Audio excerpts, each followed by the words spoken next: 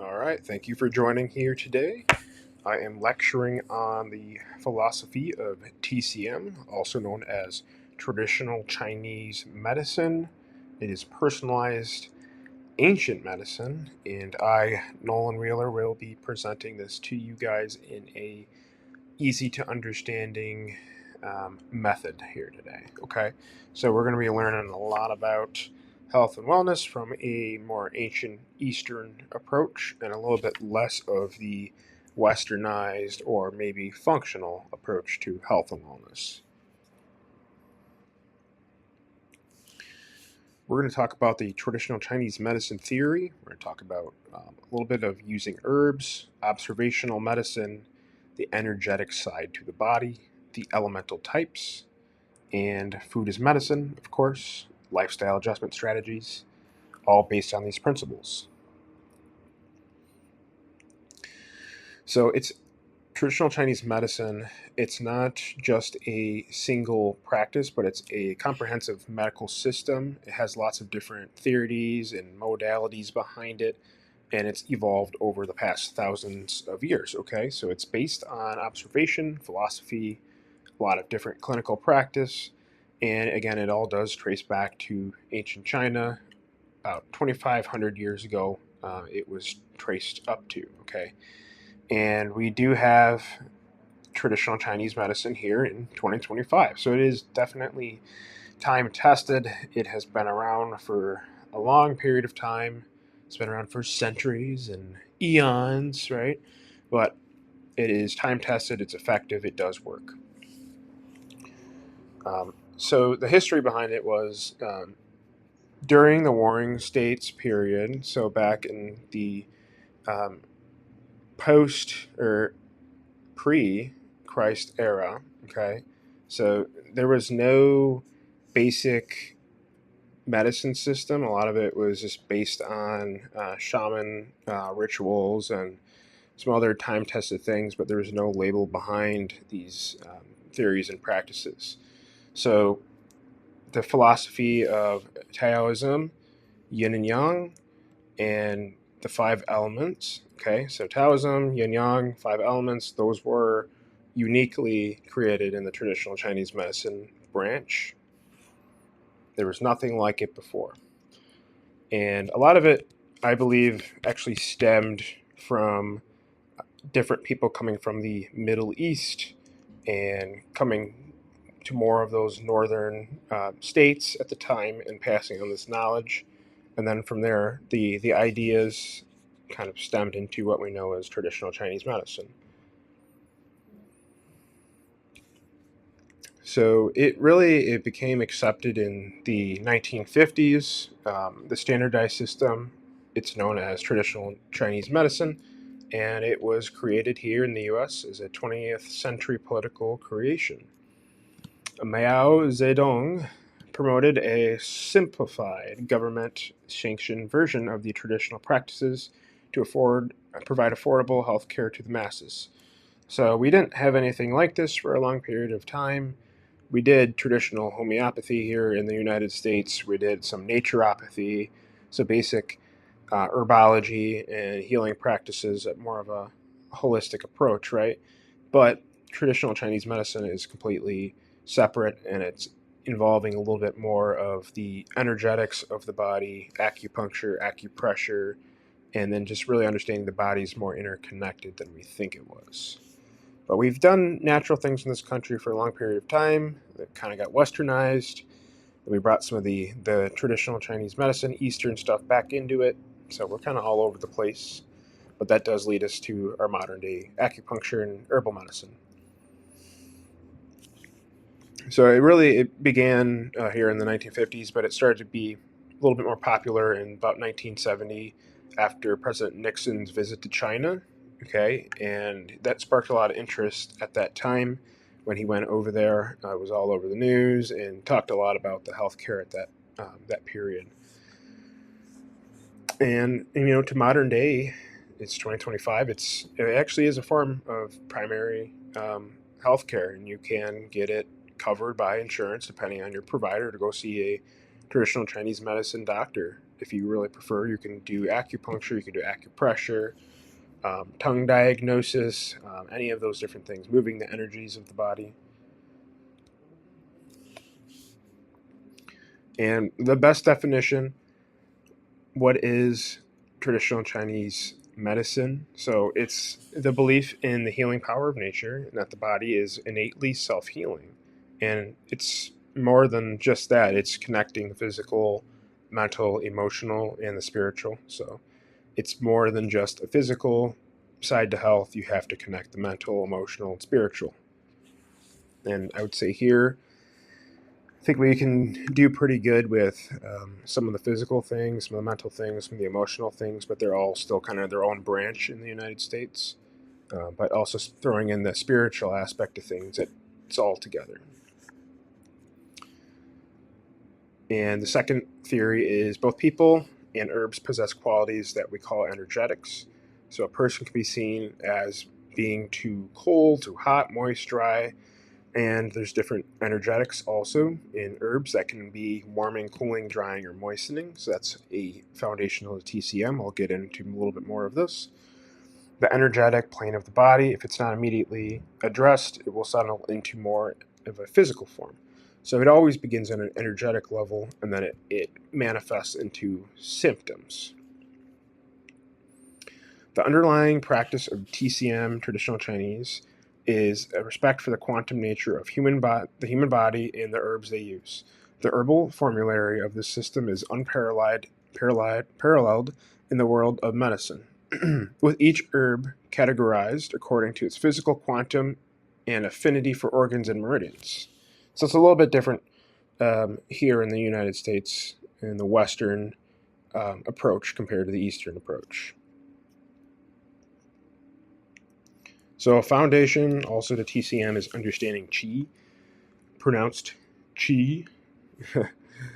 Some people will say it's chai, but it is qi, and you can pronounce it just like, here's more of an English spelling, qi, that refers to the vital energy or life force that flows throughout the body. It's considered the fundamental force that maintains health and well-being. And what's the concept of it? Qi is described as subtle, invisible force that circulates through the body along pathways called meridians. It is believed to be responsible for maintaining balance and harmony within the body, regulating physiological functions, and supporting the immune system. Okay, so why is it important in TCM? It is the central concept. That's why. And it is used to explain various health conditions and different treatments. Imbalances are, again, those symptoms that could be like illnesses, pain, fatigue, digestive issues. Now, that being said, qi here in the United States, more of a Western approach to what that is we call it our blood in our body. So our hemoglobin that's running through our veins and throughout our body, okay, that has been shown to carry an electrical charge. So this is, when they say qi, they're referring to our blood and our life force energy, blood.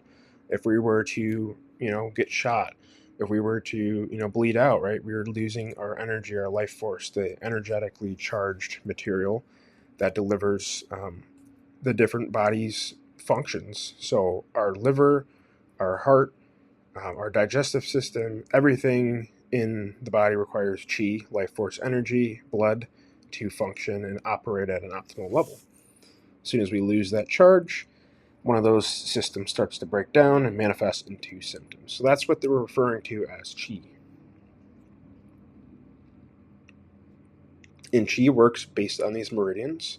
And the meridians, just think of those like the energetic lines. That's the best way to look at it. Meridians are conceptual energy pathways, most prominently defined in traditional Chinese medicine, and they are believed to transport that vital energy, as we just talked about, throughout the body. And these intricate non-physical channels connect organs, tissues, extremities, and are the basis of therapies for acupuncture, acupressure, and they aim to balance out that blood and that qi, okay, for the improved health.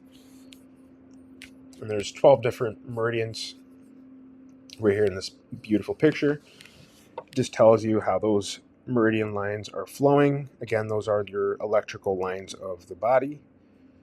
So the liver, the kidney, the spleen, gallbladder, stomach, each of these have an electrical charge in them, and they can be worked on. They can actually be picked up on by certain devices now. You can pick up on your energetic lines in the body, but that is how acupuncture works. They usually stimulate these pathways, which again help those certain organs function.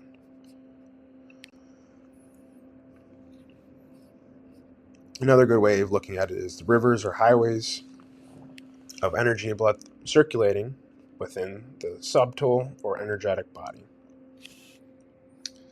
And then each of those meridians are linked to that organ. And again, that could be, any of these guys right over here.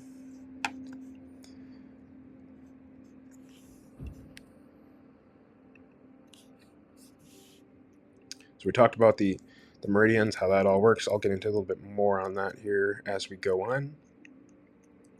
Another foundation to TCM, which is kind of interesting, is the whole yin and yang, which can be a little bit out there if you don't understand it, but I'll simplify it for you as best I can here. And I hope you look at it a little bit differently. I think it's one of the beautiful things, one of the really amazing principles of TCM. But yin, and then there's yang. So yin and yang, not yin and yang, yin and yang. Yin, so here's the definition. It represents qualities such as coolness, its darkness, passivity, and substance. Okay, so it's got those characteristics, and it's associated with the body's fluids, organs, and material aspects. Governs rest, nourishment, the body's restorative processes. And yang, it represents qualities such as warmth, light, activity, and energy. It's associated with the body's functions, movement, and energetic aspects.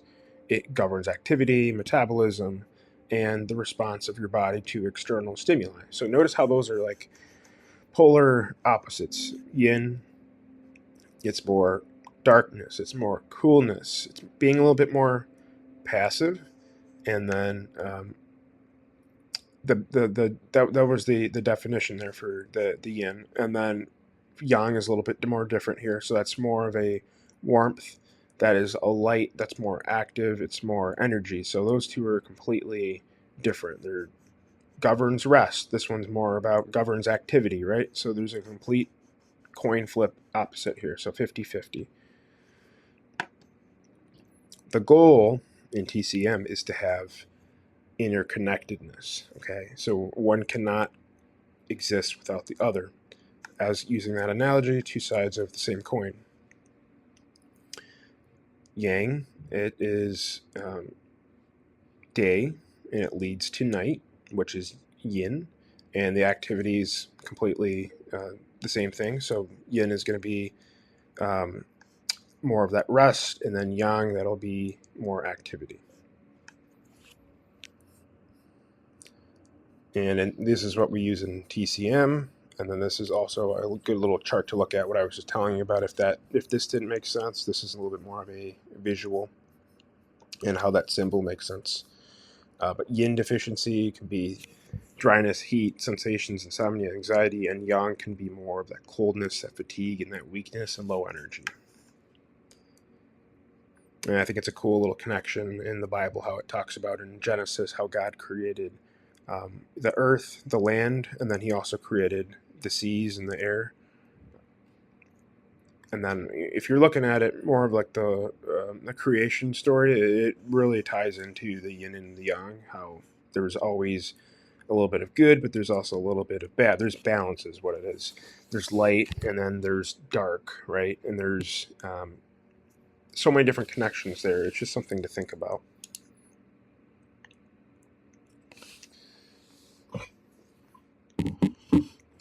Okay, so diagnosis in TCM, how is it done? So there's a lot of different things that are used in TCM. You can assess a patient's condition by evaluating that yin and yang, which we talked about. And you can also use different things such as pulse diagnosis, tongue examination, which I will go over. This is a little bit different here. We won't be going over the pulse diagnosis.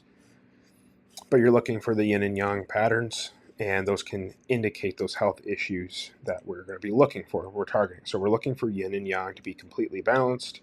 If one of them is out of that balance, then we go after it and try and balance it out. Now, how do I do that? Herbal medicine. So you can do formulations to nourish the yin, right? So, for example, it could be like cooling herbs if you're a yin deficient individual, or you can support yang. Like if you're deficient in yang, you can do more warming things. So you're trying to balance these two out. You can do acupuncture to stimulate those meridian lines and the energy flow in the body. Yin points, so you can do yin acupuncture points and balance out the mind, calm the mind a little bit more, and then yang would be more invigorating the energy. And then, of course, there's a diet aspect to TCM as well. So yin foods could be like cool, hydrating, more summertime foods. So fruits and leafy greens. And I would say that's yin is more of a summer aspect. We're looking to cool off our heat, our fire element that takes place in the summertime. So it's good to do watermelons and cucumbers and the sweet things that are growing around you, things that are loaded with vitamins and minerals. Yang is a little bit more warming and energizing foods, so we want to warm our digestive tract up with spices and meats for the wintertime months. And then, of course, there's a seasonal aspect to the whole TCM story as well. And we need to adjust our lifestyle and treatments according to seasonal change. So that's a huge aspect in TCM. If you sit down with a practitioner, I know I do this myself, I don't ever tell anyone specifically the same things all year round. It's always changing. It's always going to be changing because we are supposed to be connected with the energy and nature around us, and that can include, again, the seasonal eating, because seasonal eating will give you that light barcode that I've talked about in the past. And the light barcode is basically just a signal to, it's inside of your food, but it signals to the cells in the body of what time of year it is and what they should be doing. This is really cool, the elements. And in TCM, there's the 5 elements. There's the wood, there's the fire, earth, metal, and water. They're more symbolic phases of energy, and they're not actual the materials, but it's more of a symbolic phase of who you are as a person and your energy. But those describe those dynamic cycles of nature and the human body. They serve as a great way and framework for anyone to balance out, bring that interconnectedness to the emotions and the overall health of a human. So I'm going to tell you to pause here, and I want everyone to go take the 5 elements quiz. And this is a really good website, biokiss.com. It will run you through a quick elemental quiz, and it's going to ask you questions about your personality, your health, see which one fits you most. So I'll recommend you go and do that. Pause this video, and then come back, and we're going to go over the elements of each symbol here. And this is also link in description, so go ahead, go down to those show notes, and I will have the elements there for you, that quiz. So each of them in traditional Chinese medicine, they're associated with a color, a taste, emotion, season of the year. So, for example, let's go with the wood element. The wood element, that time of year, is associated with the spring. Okay, so the wood element is associated with the spring. Think about the energy of the planet at that time. If you're here in more Western cultures, typically you're coming out of that cold winter month, and you're coming into more of a new, energetically filled environment. The trees are starting to slowly turn green. Life is becoming more abundant. The grass is turning green. The animals are starting to come out and feed off of the different herbs and plants that are in your environment. And that's why it's associated with the wood element. Things are growing. There's life around you. And then it's also associated with the liver. The liver is something that also if you think about it, it regenerates. It's one of the only organs in the body that is regenerating, which is really interesting. So if you were to get a liver surgery, it would take a little bit of time, but your liver would regenerate. And it's just thinking about it out in nature. Um, Everything is dying and then regenerating. It will come back. So it goes through like a cycle. And the liver does the same. And the liver is also responsible for cleansing and that regeneration of other things inside of the body, which is why it's associated with rebirth in the springtime.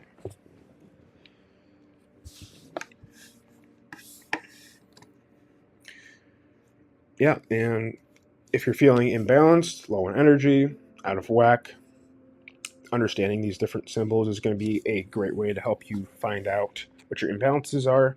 And then you can take the simple steps to get you back to health and wellness, homeostasis, and optimal harmony and feeling good. I'm going to break down each of these elements. So, what does being influenced by the wood element say about you? And feel free to skip to your element if you prefer, unless you want to learn about each of these individually. When you're in balance, you're kind-hearted, and you're a individual that is creating clear visions. You've got goals, you've got plans, and you pride yourself in on your decision-making skills. And much like a tree, your tendency is to focus upwards and outwards. You're always striving for growth and expansion and looking for new challenges to overcome. You thrive under pressure and may have what's sometimes called a type A personality, meaning that you're hard-driven and hardworking. We all know that person. You may even have a tendency to overdo things on that front. Yeah, we really know that one. We know that person. So guard against making yourself unwell due to overwork. A balance of work, rest, play, adventure is essential for you to be your best. When you're out of balance, you may find yourself getting easily stressed and also perhaps accompanied by tightness in your neck and your shoulders and a tendency to clench your jaw or grind your teeth. Not very fun. You might also be more irritable, prone to bad temper, notice that you're not as decisive as usual, and are more likely to overindulge in food and drink.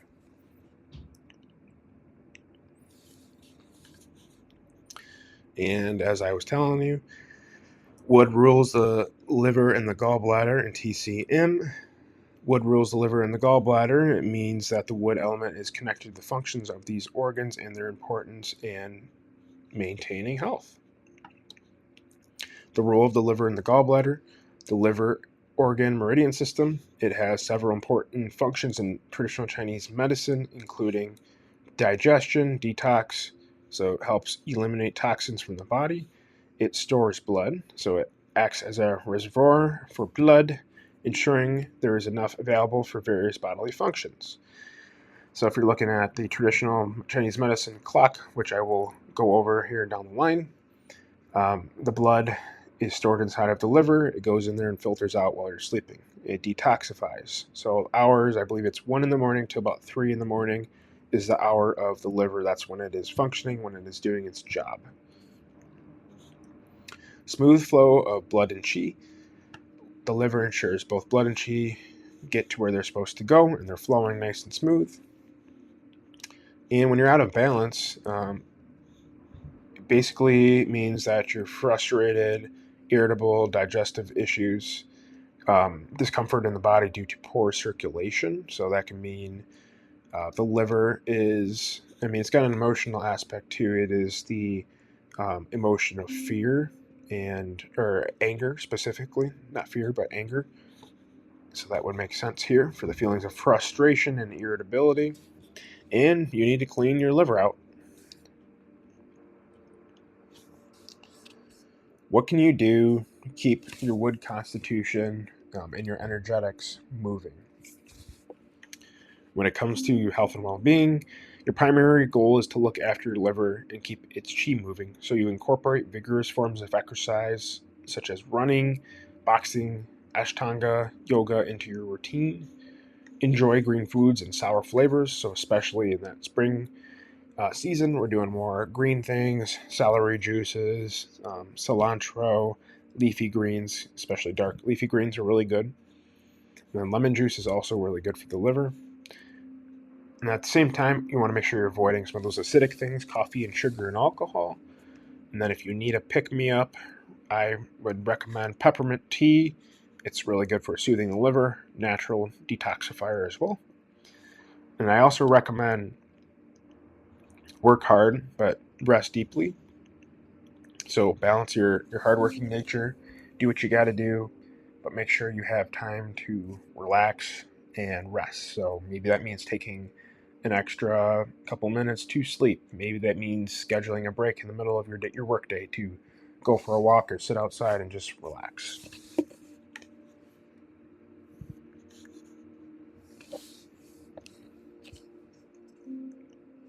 All right, the fire element.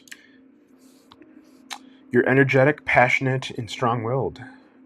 You inspire others with your charisma, courage, creativity, wisdom, and intuition, helping them to believe that it's possible for dreams to come true. Your natural tendency is to be joyful and to delight in the company of others. On the other hand, when you're out of balance, you may become overexcited, experience mild anxiety symptoms, or have difficulty sleeping.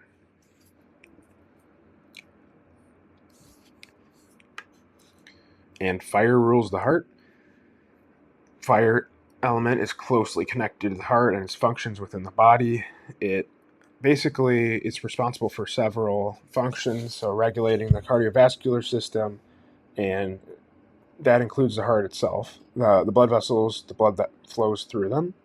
It also regulates the nervous system. So the heart plays a key role in supporting the overall functioning of the nervous system, and it's also known as the home of the shin, and that's the spirit.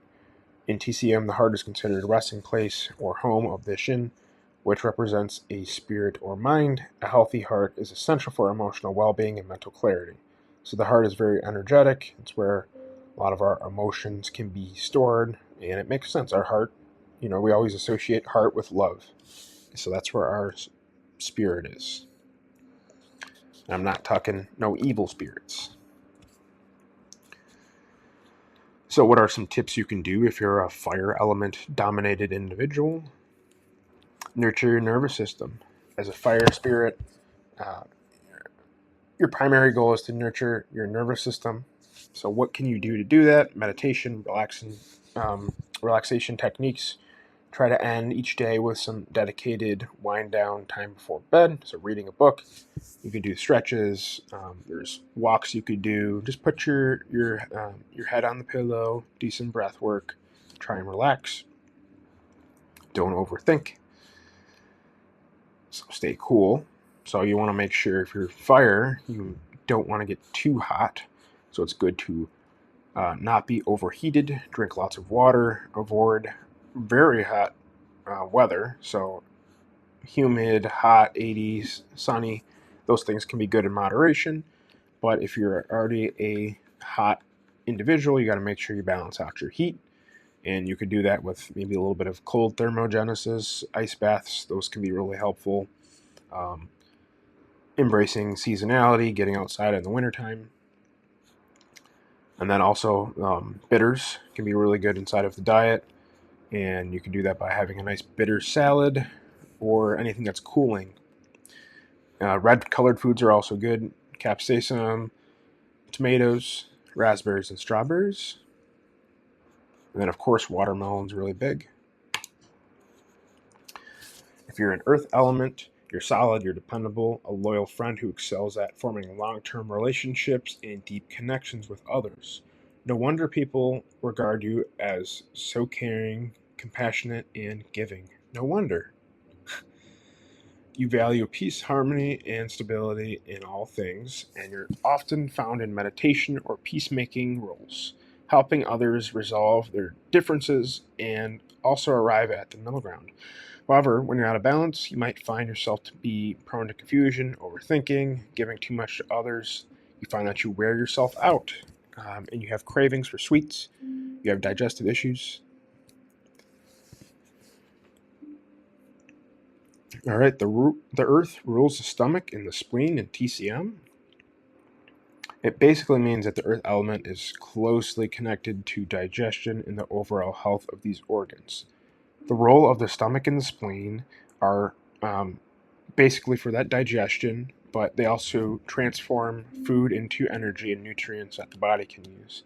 So the stomach and the spleen are basically helping you transport food in the digestive tract, taking the electrons out of the food and trying to send this information, these nutrients, to the cells to make ATP, so stored energy.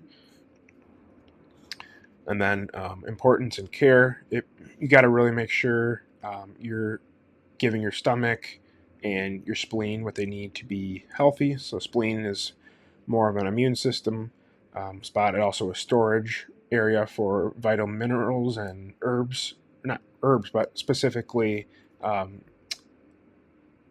vitamins and the minerals. So iron, copper, zinc, any of those different things. Stomach, that's more of a upper digestive system, so it's going to be working and doing something, not storing. You can support digestion with citrus peels, orange, lemon. You can add those into water. It's really good for helping burping, abdominal bloating, feelings of fullness, regulating that flow of life force energy.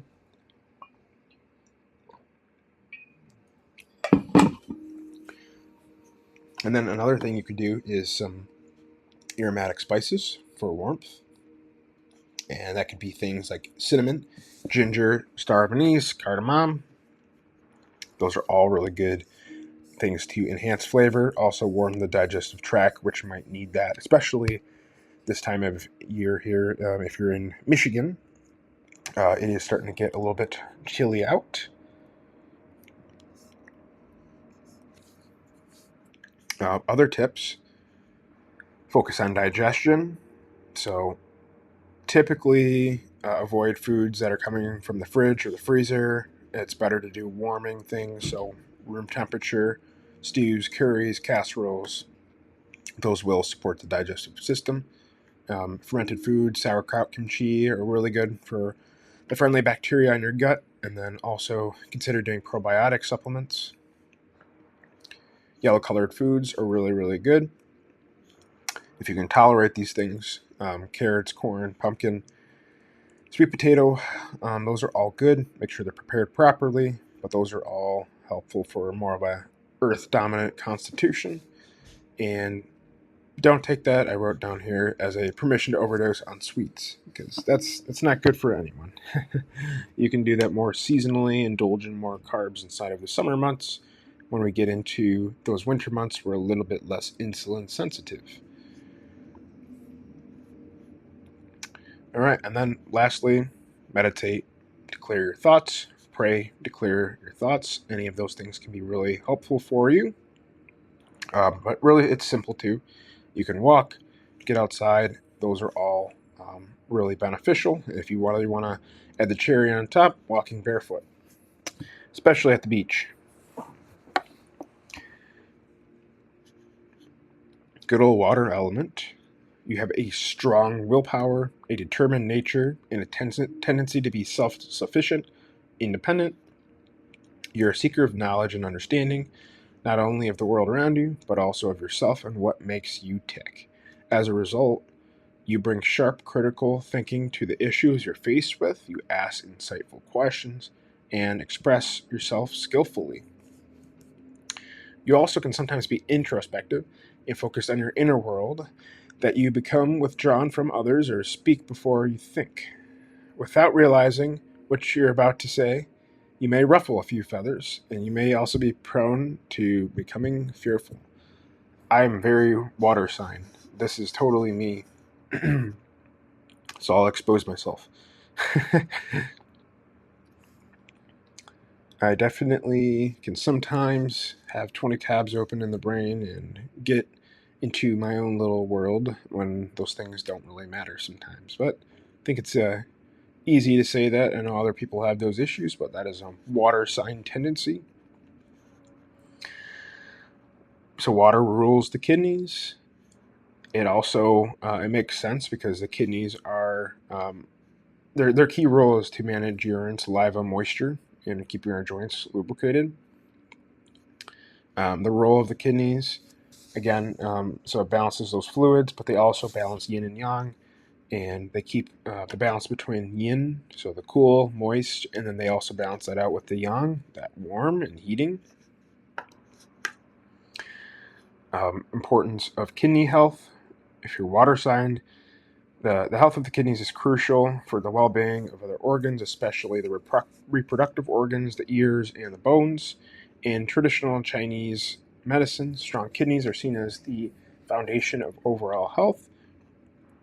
The kidneys store a special energy called jing, which is essential for growth and vitality. This energy decreases with age, affects our health and wellness levels. And then signs of imbalance. If you identify as a water person, you may be more prone to issues related to the kidneys. So you can have more urination issues, have issues excreting those different liquids you're putting in your body. Joint discomfort, so aches, pains in the knees and lower back, changes in libido.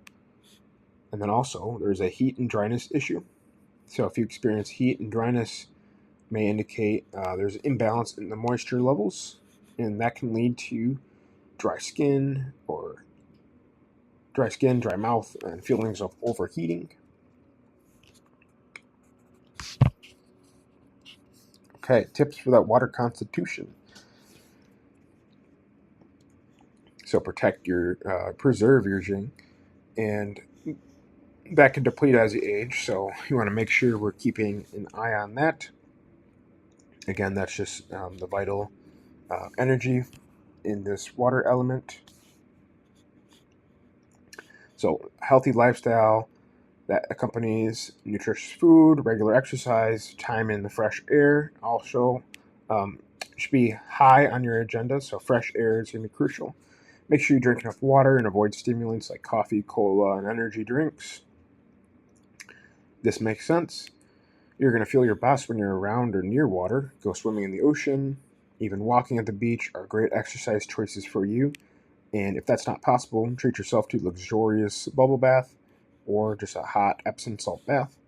Other forms of exercise could be good, such as yoga, Pilates, low impact stuff. A good colored food to go for is blue or black foods if you're more of a water element. That could be things like dates, black beans, eggplant, wood ear mushrooms, black sesame seed, plums, I can say that.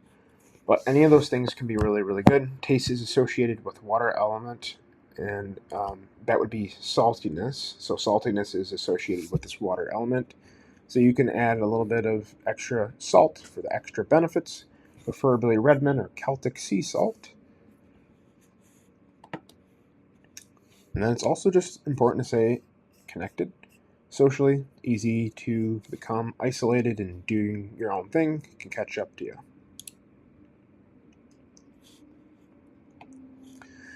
What does being influenced by the metal element say about you? You're equipped with a profound inner strength. You're known for a high level of personal integrity, your disciplined, rational approach to life, and your appreciation of beauty. You're at your best when things feel rational, organized, and structured, and when you take a healthy approach to processing the events that have happened in your life and letting them go.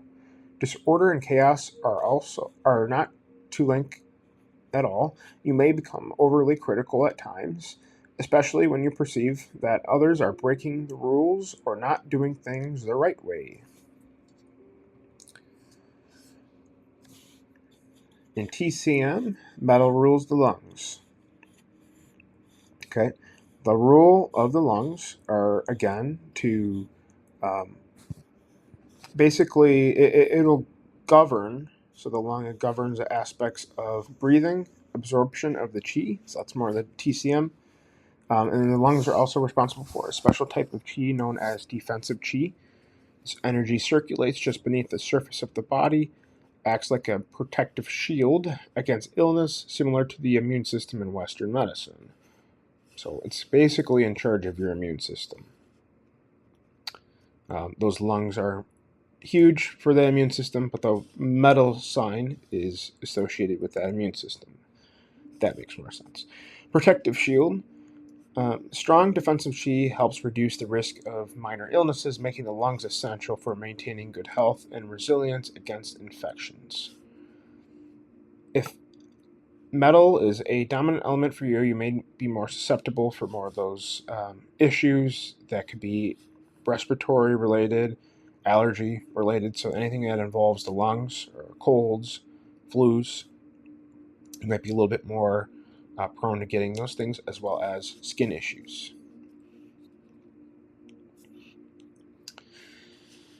Focus on your breath. Just remember to breathe a little bit. Box breathing, cyclic sighing, any of those things. Qigong can be really good and just help your lungs circulate the energy around your body. Enjoy white foods for the lungs, okay? So it is associated with pungent tastes. So make sure to include garlic, onion, and ginger, shallots in your meals from time to time. So anything that's white, that's traditionally associated with the lung in TCM. And then other good things could be mushrooms, cauliflower, radishes, turnips, blanched almonds, beans, apples. Avoid foods that are going to create mucus. So dairy, if you can't tolerate dairy, stay away from that. Sweet foods, fried foods. Pears are also pretty good for mental constitution, and they have good moisturizing properties in traditional Chinese medicine.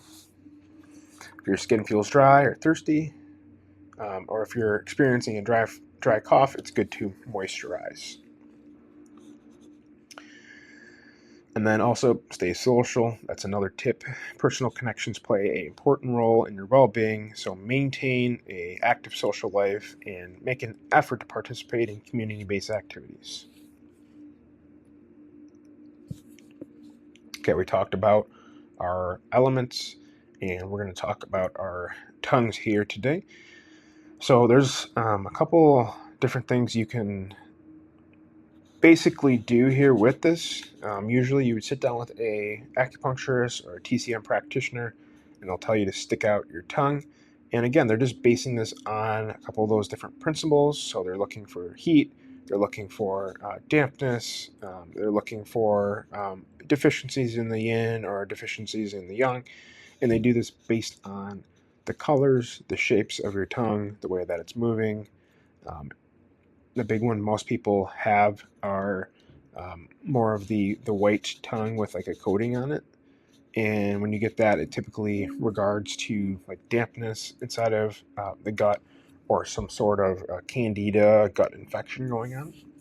So I'll encourage you, go to the mirror, stick out your tongue, and see if this might resonate with you, and see if you're one of these tongues here in this picture. And then based on that, you can try and develop more of a nutritional plan based around that, as well as different herbs you could take to balance that out. Meridians. So we talked about the food. Each of the elements has their own different taste to them. So sour is wood, so more of those leafy greens, those spring herbs. Bitter, that could be more of the fire element. So let's go with like beets, Swiss chard, or some of those different summertime vegetables. Earth element, that can be more sweet things. Some of those like dates and plums, bananas, pungent. And then also there's salty. And then those are going to address hot, cold, damp, the dryness, deficient, and excessive conditions. So cold conditions exhibit feelings of coldness, paleness, preference for warm foods and drink, and also the clear, more frequent urination and loose stools.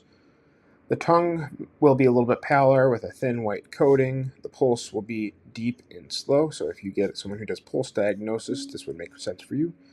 This type of person will benefit from cooked foods, red meat, internally warming herb spices, yang qi, blood tonics. So dry conditions are more, again, the dryness of the lips, the nose, the throat, the skin, dry coughs, any of those things. damp condition, it's a little bit more of, so it's like a heavy feeling of heavy feeling inside of the body, water retention, edema, and tiredness. And then also the tongue looks a little bit glossy and greasy. Pulse is going to feel a little bit slippery and gliding, so harder to pick up on that pulse. Um, this type of individual requires a lighter diet, drier foods, fewer rich and heavy foods, no oils or fats, no diuretic foods or herbs. So you'd benefit from soups, cooked foods, sweet fruits, oils, demulcents, yin tonic, and herbs. A hot condition will exhibit feelings of heat, redness, preference for the cool things, as we talked about, and that someone can benefit from fruits, veggies, anti-inflammatory herbs, and cooling herbs, purgatives, and also alteratives, as well as cholagus.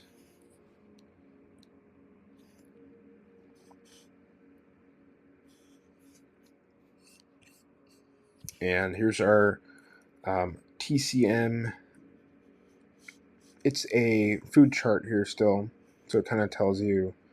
Um, it tells you the actual element, but it also tells you the different food that it goes with that element. Everything we already talked about goes with the emotions as well. Examples for those different foods there. Okay, a deficient condition is underweight, low in energy and spirits, um, pale in complexion, low voice, timidity, and shortness of breath. There's a lack of sexual energy and prolapse of the stomach, intestines, uterus, or anus. They will benefit from well cooked foods, meats, root vegetables, and tonic herbs cooked with food. The tongue will appear pale, shriveled, trembling, with a thin white coating. And in extreme deficiency, there will be signs of deficient heat, false yang symptoms, and you'll have a reddish body of the tongue.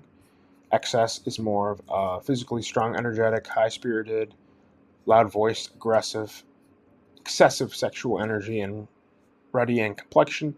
They have a tendency to constipation, hypertension, heart disease, any of those fun things, and they're more likely to need those reduced therapies, vegetables, fruit, less heavy protein, fats, meats, bread, and sugar.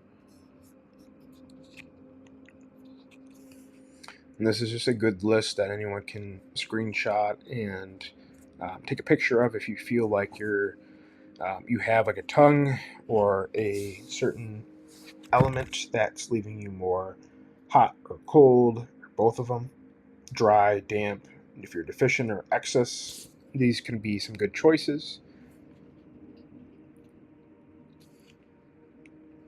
We've got the TCM herb theory.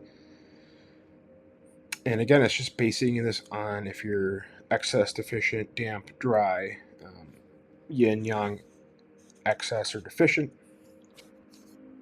So this one, it's a sweating therapy. So expelling colds and flus, skin diseasing. You encourage sweating. Spicy herbs, ginger, cinnamon, teas to warm the body, promoting a fever. Or saunas can be really good. And if you feel like it's not really a fever type thing, you can actually cool off the body and do more peppermint. Hot baths can be also good. So there's another technique which is called emesis, and that helps you cleanse the stomach of the toxins and mucus. If you're feeling nauseous or have a lot of mucus, lobelia will do the trick. So you can do a lobelia tincture, and that'll make you vomit. Purging or a laxative. So if you're really constipated, rhubarb, senna, you could do things such as magnesium. That'll be really good as a natural laxative. And then also removing therapy. So alternatives. This method is focused on reducing internal heat and toxins. So you could do burdock, you could do red clover. It helps purify the blood, reduces the inflammation. You can take those as tinctures. You can take those as herbs. again, have a reason why you're taking them. And that can be really good if you have fevers or skin issues. There's a couple more techniques you can do. There's the harmonizing approach. So, licorice ginger regulates digestion, alleviates the stress. You can add those in soups, teas. The warming therapies, more like cayenne, ginger, garlic, stimulates the circulation and digestion. Um, Use these spices in cooking. You can use them in teas. You can make your own cough syrups with these things. Fire cider. And then there's a tonic method. So ginseng, astragalus, those can be really good to build strength, vitality. These can be simmered in soups or taken as herbal supplements. They work best when consumed with nourishing foods. For issues like lumps or congestion, herbs like kelp or poke root can also break down blockages. So those are reducing techniques. Okay, so you can use those in poultices, and you can take them in tinctures as well. So you can actually do a ginger poultice, which is really interesting. You can shave ginger up and you can apply it onto the skin, and then you can put a layer of foil on top of the ginger. So you can use like a plastic wrap actually, and then on top of that plastic wrap, you apply a cold patch. So whether that's like an ice block or some sort of um, cold object, you put that on top of like your liver. You can put that on like your spleen. You can put it on the pancreas. You can put it on your adrenals, and it helps again break up any of the stuck fluids, brings the energy back. And you can look up that recipe, but ginger poultices. Kind of where I started here in this video lecture. We talked about the different organs and how they have different times of the day. And this is a ancient way of looking at the circadian biology and circadian rhythm. But it's a concept in TCM that it basically shows how the bodies and the organs have specific times during a 24-hour cycle. And then each organ is believed to have a 2-hour window that when it's most active and when it can receive the most energy. So it's up to you to appropriately try and optimize and get these organs to be functioning at those certain times of the day. For example, you're going to wake up, let's go with anywhere around 5 to 7 in the morning. Typically, when we wake up around those hours, we have bowel movements. So the energy is in the large intestine. Right after that, we're supposed to go in and have our breakfast around 7 to 9 in the morning because that's where optimal blood flow is. That's when our stomach juices, our hydrochloric acid, our digestive enzymes are ready to break down food, 7 to 9. The spleen, the heart, all these different organs are working throughout the day. Really, I think some of the really important ones are going to be when you're sleeping, and it's a little bit easier to understand. So all these are basically responsible for um, digesting and absorbing nutrients throughout the day, excreting different things, making hormones, all right? And then when we get to the evening, our temperatures in the body start to regulate, get ready for bed. We move into more of a state of detoxification. So the liver, the gallbladder, from 11 p.m. to about 3 in the morning, these guys are detoxing. And then basically that cycle starts all over again. So that's just a little basic idea of what's going on here. But yeah, use this to your advantage. Take a picture of it. Try and set up your lifestyle around these techniques. This is an important thing most people don't talk about, but our organs store emotions. And I tried to break this down just to make it a little bit easier. But this chart right here is basically showing how different organs have emotions. They have the physical symptoms also that are associated with these emotions. And a good way to look at this is so if we're looking at the adrenals, so fear affects the adrenals and also like the kidney region because they sit on top of the kidneys. And when the adrenals are not regulated, then cortisol really spikes, okay, because the adrenals are in charge of that fight or flight response. Worry, that can be more of the digestive tract. Okay, so the upper digestive system, the stomach. And examples are, you hear people saying they always have knots in their stomachs, they always have butterflies in their stomachs. And again, that the organ, the stomach, it is associated with worry and fear. If you look over here, that's what I'm associating this with.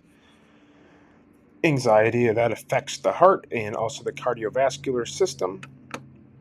Okay, so if we're looking at the heart here, some of the emotions could be hate, cruelty, impatience. So some of those are negative emotions. When we're hateful, when we're impatient, our blood pressure goes up, right? I mean, it makes sense. When you're angry, when you have bad emotions, your blood pressure goes up. You might be more constipated, right? The small intestine, it's not doing its job. It's not absorbing the nutrients. Grief, that could be grief, regret, and shame of the past. Those are all associated with our lungs, okay? And then if we're looking at anger, resentment, anything like so, that is the emotion of the liver, gallbladder. If someone has anger, resentment, or unforgiveness, you can't digest fats. And ultimately, this will affect your lymphatic system. Thanks for watching here today, guys. If you have any questions about what we just talked about, it was just an intro on the traditional Chinese medicine. You can email me, you can contact me at Noble Naturopathics. I'd be happy to answer any questions. Again, this is all just basic intro stuff. Some of that might have been a little bit confusing on what it all meant. If you're looking to get more of a personalized approach other than just your water sign or your fire sign, earth sign, whatever that might have been that you got on the quiz, work with someone who's experienced in traditional Chinese medicine, whether that be a doctor of traditional Chinese medicine, acupuncturist, a naturopath. You have that choice. But traditional Chinese medicine, it is a just interesting way of looking at the body, the energetics, how those things work, and then taking a more holistic route to health and wellness. All right. Well, thank you guys for watching, and I hope you got something out of this. Goodbye.